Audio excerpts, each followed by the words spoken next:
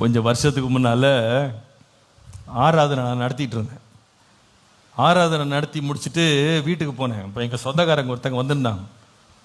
அவங்க என்னை பார்த்து சொன்னாங்க, கேப்ரியல் வர்ஷிப்பு ரொம்ப ரொம்ப நல்லா இருந்தது, ஆனால் உன் அன்பா கேட்டுக்கிறேன்ப்பா, இந்த பாட்டெலாம் பாடாதாப்பா.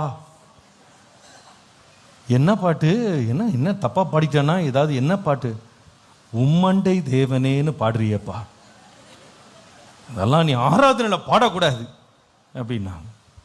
ஏன் அப்படின்னு கேட்டேன். இதெல்லாம் ஆராதனையில் பாடுற பாட்டா இது?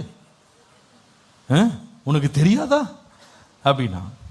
சொன்ன ஆளு எவ்வளவு வயசுன்னு கேட்டா 80 வயசு. 80 வயசு ஆளுக்கு உம்மண்டை தேவனேன்னு பாடினா பக்கு பக்கு பக்குன்னு இருக்கான். ஆராதனை எல்லாம் சமாதானம் இல்லாம இருந்துட்டான்ப்பா, இனிமேல் பாடிராது. 80 வயசுல கூட உம்மண்டே தேவனேன்னு உம்மை விட்டு தூரமா போகணுமா பாடணும்னு கேட்டேன். இன்னைக்கு அவ்வளவு மரண பயம். ஆனா ஒரு தேவனுடைய பிள்ளைக்கு, கிறிஸ்தவனுக்கு மரண பயம் இருக்க வேண்டிய அவசியம் இல்லை. ஏன் தெரியுமா? நம்முடைய இயேசு உயிரோடு எழுந்தார். அவர் மரணத்தை ஜெயித்தார்.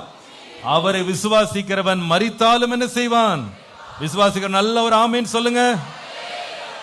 ராத்திரி எதுவும் கருப்பாவு தெரியுதா? பயப்படாதீங்க.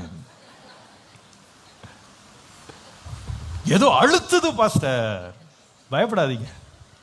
ஏன் நான் பயப்பட மாட்டேன் அப்படின்னா, என் இயேசு உயிரோடு எழுந்தார். மரணத்தை அவர் ஜெயித்தார். அல்லேலூயா. இயேசு சொன்ன வார்த்தையை பாருங்க. வெளிப்படுத்தின விசேஷம் 1 அதிகாரம் 18 வசனம்.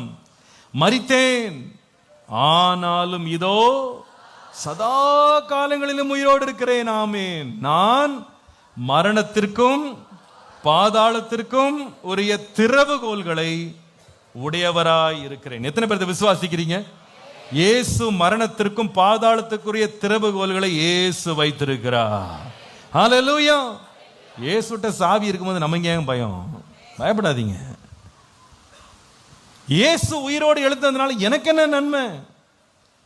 மரணத்தை குறித்த பயம் எனக்கு இல்லை. இயேசுவுக்குள்ள எந்த வல்லமை வெளிப்பட்டதோ அதே வல்லமையினாலே தேவன் என்னையும் உயிர்ப்பிக்க வல்லவர்.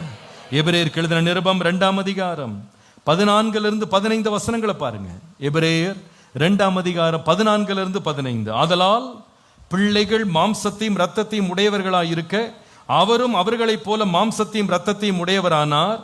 மரணத்திற்கு அதிகாரியாகிய பிசாசானவனை தமது மரணத்தினாலே அழிக்கும்படிக்கு ஜீவ காலமெல்லாம் மரண பயத்தினாலே அடிமைத்தனத்திற்குள்ளானவர்கள் யாவரையும்